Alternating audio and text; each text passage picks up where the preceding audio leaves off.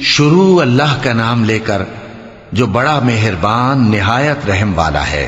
بکھیرنے والی ہواؤں کی قسم جو اڑا کر بکھیر دیتی ہیں، پھر پانی کا بوجھ اٹھاتی ہیں، پھر آہستہ آہستہ چلتی ہیں، پھر اس چیز کو یعنی بارش کو تقسیم کرتی ہیں کہ جو وعدہ تم سے کیا جاتا ہے وہ یقیناً سچا ہے، اور انصاف کا دن ضرور واقع ہوگا۔ اور آسمان کی قسم جس میں کئی رستے ہیں کہ اے اہل مکہ تم ایک اختلاف والی بات میں پڑے ہوئے ہو، اس سے یعنی عقیدہ آخرت سے وہی پھرتا ہے جو اللہ کی طرف سے پھیرا جائے۔ اٹکل دوڑانے والے ہلاک ہوں جو بے خبری میں بھولے ہوئے ہیں، پوچھتے ہیں کہ جزا کا دن کب ہوگا؟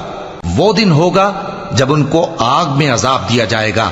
اب اپنی شرارت کا مزہ چکھو، یہ وہی ہے جس کے لیے تم جلدی مچایا کرتے تھے۔ بے شک پرہیزگار بہشتوں اور چشموں میں ہوں گے، اور جو جو نعمتیں ان کا پروردگار انہیں دیتا ہوگا انہیں لے رہے ہوں گے۔ بے شک وہ اس سے پہلے نیکیاں کرتے تھے، رات کے تھوڑے سے حصے میں سوتے تھے اور صبح کے اوقات میں بخشش مانگا کرتے تھے، اور ان کے مال میں مانگنے والوں اور نہ مانگنے والوں دونوں کا حق ہوتا ہے۔ اور یقین کرنے والوں کے لیے زمین میں بہت سی نشانیاں ہیں اور خود تمہاری جانوں میں، تو کیا تم دیکھتے نہیں؟ اور تمہارا رزق اور جس چیز کا تم سے وعدہ کیا جاتا ہے آسمان میں ہے، تو آسمان اور زمین کے مالک کی قسم یہ اسی طرح قابل یقین ہے جس طرح تم بات کرتے ہو۔ اے نبی، کیا تمہارے پاس ابراہیم کے معزز مہمانوں کی خبر پہنچی ہے؟ جب وہ ان کے پاس آئے تو سلام کہا، انہوں نے بھی جواب میں سلام کہا۔ دیکھا تو ایسے لوگ کہ نہ جان نہ پہچان۔ پھر وہ اپنے گھر جا کر ایک بھنا ہوا موٹا بچڑا لائے اور کھانے کے لیے ان کے آگے رکھ دیا۔ کہنے لگے کہ آپ تناول کیوں نہیں فرماتے؟ اور ان سے خوف محسوس کیا۔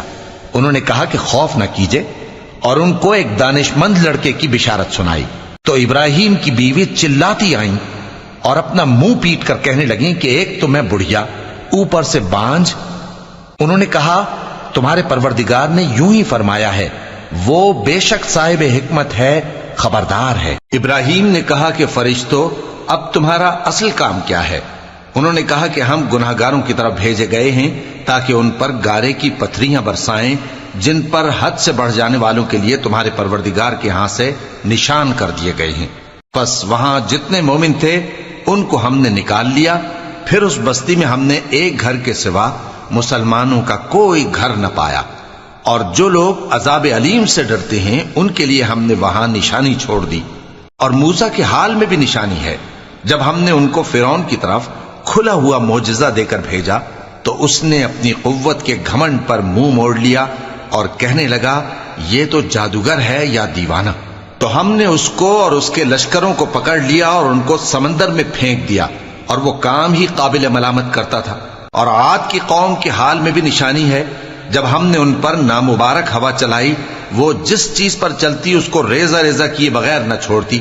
اور قوم سمود کے حال میں بھی نشانی ہے، جب ان سے کہا گیا کہ ایک وقت تک فائدہ اٹھا لو، پس انہوں نے اپنے پروردگار کے حکم سے سرکشی کی، سو ان کو کڑک نے آ پکڑا اور وہ دیکھ رہے تھے۔ پھر وہ نہ تو کھڑے رہنے کی طاقت رکھتے تھے اور نہ مقابلہ کر سکتے تھے، اور اس سے پہلے ہم نوح کی قوم کو ہلاک کر چکے تھے۔ بے شک وہ نافرمان لوگ تھے۔ اور آسمان کو ہم ہی نے اپنی قدرت سے بنایا، اور ہم کو ہر طرح کی قدرت ہے، اور زمین کو ہم ہی نے بچھایا، تو دیکھو ہم کیا خوب بچھانے والے ہیں۔ اور ہر چیز کے ہم نے دو دو جوڑے بنائے تاکہ تم نصیحت حاصل کرو۔ تو تم لوگ اللہ کی طرف دوڑ چلو، میں اس کی طرف سے تم کو صاف صاف خبردار کرنے والا ہوں۔ اور اللہ کے ساتھ کسی اور کو معبود نہ بناؤ، میں اس کی طرف سے تم کو صاف صاف خبردار کرنے والا ہوں۔ اسی طرح ان سے پہلے لوگوں کے پاس بھی جو پیغمبر آتا تو وہ بھی اس کو جادوگر یا دیوانہ کہتے۔ کیا یہ لوگ ایک دوسرے کو اسی بات کی وصیت کر مرے ہیں؟ نہیں، بلکہ یہ شریر لوگ ہیں۔ تو اے نبی ان سے منہ موڑ لو، تم کو ہماری طرف سے ملامت نہ ہوگی، اور نصیحت کرتے رہو کہ نصیحت مومنوں کو نفع دیتی ہے۔ اور میں نے جنوں اور انسانوں کو اسی لیے پیدا کیا ہے کہ وہ میری عبادت کریں۔ میں ان سے رزق تو نہیں مانگتا، اور نہ یہ چاہتا ہوں کہ وہ مجھے کھانا کھلائیں۔ اللہ ہی تو سب کو رزق دینے والا ہے، زور آور ہے، مضبوط ہے۔ سو کچھ شک نہیں کہ ان ظالموں کے لیے بھی عذاب کی نوبت مقرر ہے، جس طرح ان کے ساتھیوں کی نوبت تھی۔ تو ان کو مجھ سے عذاب جلدی نہیں طلب کرنا چاہیے، پھر جس دن کا ان کافروں سے وعدہ کیا جاتا ہے اس سے ان کے لیے خرابی۔ صدق اللہ العظیم۔